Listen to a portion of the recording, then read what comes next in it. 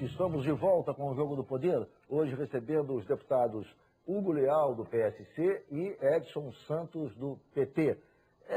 Quais são os fatores que contribuem decisivamente para a ocorrência de acidentes, além, obviamente, da embriaguez e do álcool, deputado Hugo Leal? Na realidade, o que você Conservação das estradas. Não, excesso de velocidade e ultrapassagem. Então, excesso de velocidade e ultrapassagem são iniciativas, são medidas que requerem uma sinalização boa e também uma educação para o trânsito, um preparo desse motorista mais adequadamente. Não há que se fazer campanhas também nesse sentido?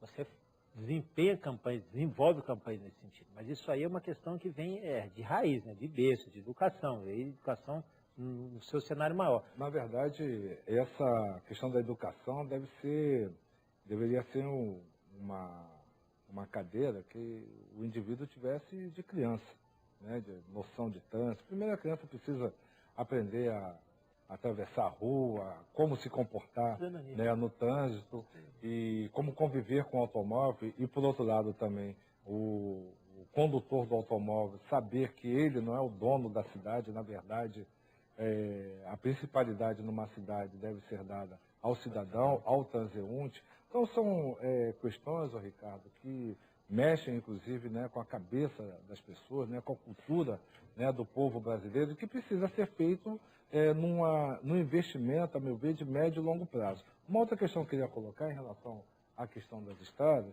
é que o modelo de concessão, inicialmente, ele desobrigava o Estado, né, de assumir a manutenção das vias concedidas. Hoje, a presidente Dilma tem colocado um elemento a mais, no sentido de haver investimentos, não apenas investimento de ter a sinalização vertical, a sinalização horizontal.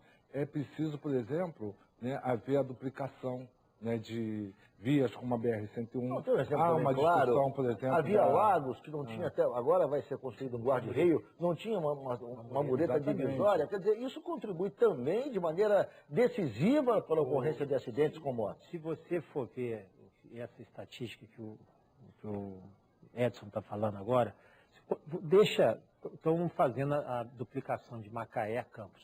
Então, a primeira parte da duplicação. A segunda parte vai ser de Rio Bonito até Casimiro de Abreu.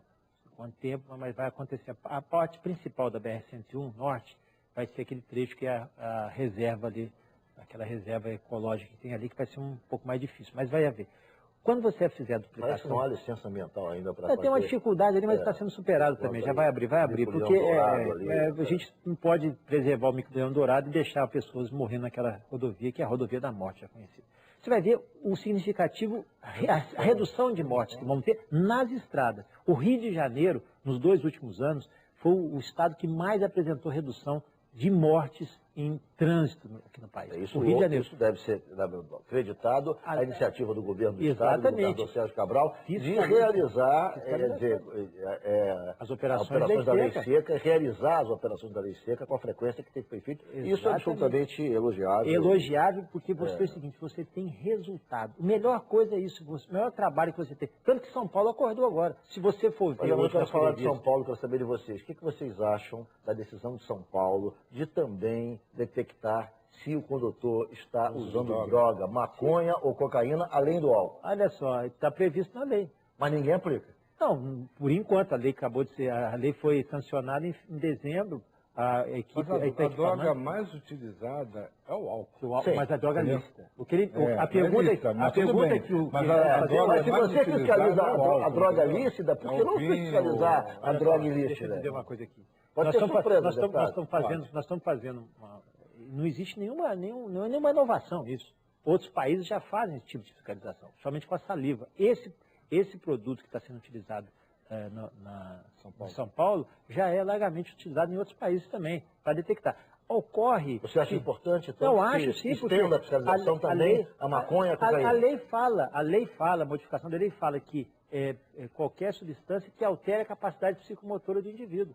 Qualquer substância que altere, ou seja, inclusive remédios, tem alguns remédios que podem interferir. Esses ansiolíticos, por exemplo, eles interferem no comportamento da pessoa. A pessoa não pode dirigir, inclusive está lá na bula, não operar máquinas pesadas e nem conduzir veículos. Deputado Edson Santos, concorda digamos, com esse detalhe da lei que exige a fiscalização também para drogas ilícitas, no caso maconha e cocaína, ou seja, que o poder público vá para as ruas também para coibir o uso na condução do veículo? Porque aí seria, na verdade, dois tipos de irregularidade, né? Na verdade, acho que ficaria conflagrado ali, na verdade, duas situações, consignadas duas situações, dois tipos de crime, talvez.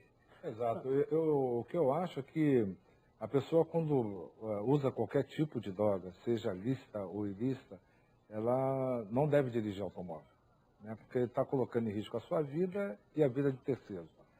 Portanto, sem entrar no mérito da legalização ou não de determinadas drogas, eu acho que para esse caso em especial deve haver sim uma fiscalização no sentido de coibir, né? E eu queria levantar uma outra questão, Ricardo, referente a esse assunto, que é a impessoalidade, né? A gente tem visto aí, isso faz inclusive com que a gente se policie nos nossos atos, a gente tem visto, né, pessoas, né, muito conhecidas, né, notoriamente conhecidas, que são pegas na lei seca e não têm tido nenhum tipo de tratamento de privilégio em relação a isso. Então, essa questão da impessoalidade eu acho que é fundamental para que não se cometa injustiça, né? Exemplos, os Estados Unidos, outros países também desenvolvidos, Canadá também, quando acontece uma situação dessa, todo mundo. Isso é um princípio, um exemplo de civilidade. Só dizer uma coisa, a lei fala, se no caso já foi feito esse questionamento, inclusive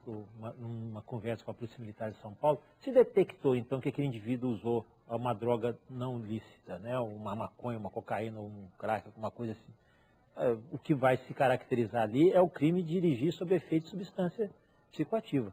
Só esse, mas nenhum outro. Porque é o seguinte, qual o outro crime? Eu utilizei uma droga ilícita. Ele está de porte com a droga ilícita, ele está carregando com ele, a polícia pode fazer uma verificação no carro, mas não pode acusá-lo de nenhum outro tipo de crime, a não ser aquele que está previsto ali de conduzir o veículo sob efeito de alguma substância. Só esse crime. E é um grande debate esse. É um grande debate, mas é o que já é feito nos países. Configuraria um outro tipo de crime que é uma droga ilícita. Ele estaria sendo tratado como um usuário. Entendeu? Porque às vezes você, naquele teste, pode detectar sinais de maconha ou sinais de cocaína, mas você pode ter remédio. Ainda que for caracterizada a situação de usuário, o usuário é encaminhado para a justiça, para tratamentos e tal. Eu quero saber se isso daria, digamos, oportunidade para que houvesse também esse tratamento do condutor como usuário. Olha, na realidade, a preocupação dessas operações é tirá-lo daquele condutor que não está em condições de dirigir. O segundo momento vai ser tratado, obviamente, pela autoridade policial. Mas, veja, pode ser que no teste haja vestígios, por exemplo, de algum tipo de cocaína, mas aquela cocaína pode ser prevista em algum tipo de medicamento. Entendeu? Não necessariamente o cara ter conduzido. O princípio ativo pode ser o mesmo. Então, é uma situação... bastante discutível, exatamente, mas é uma situação delicada. Agora, se identificar, vai caminhar, vai ser preso, seja algo, seja coisa. Eu acho que está perfeito o tratamento que vem sendo dado, né, pelos estados. O estado do Rio de Janeiro, na verdade, foi pioneiro nisso, então que deu pontapé inicial nas ações de prevenção a acidentes nas ruas, né? E essa questão de São Paulo é um passo à frente. Eu acho que é uma medida que deve vir a ser adotada também no Rio de Janeiro e nos demais estados. Perfeito. Eu vou fazer um rápido intervalo. O Jogo do Poder volta em 1 minuto. Hoje com participação dos deputados Edson Santos, do PT, e Hugo Leal, do PSC.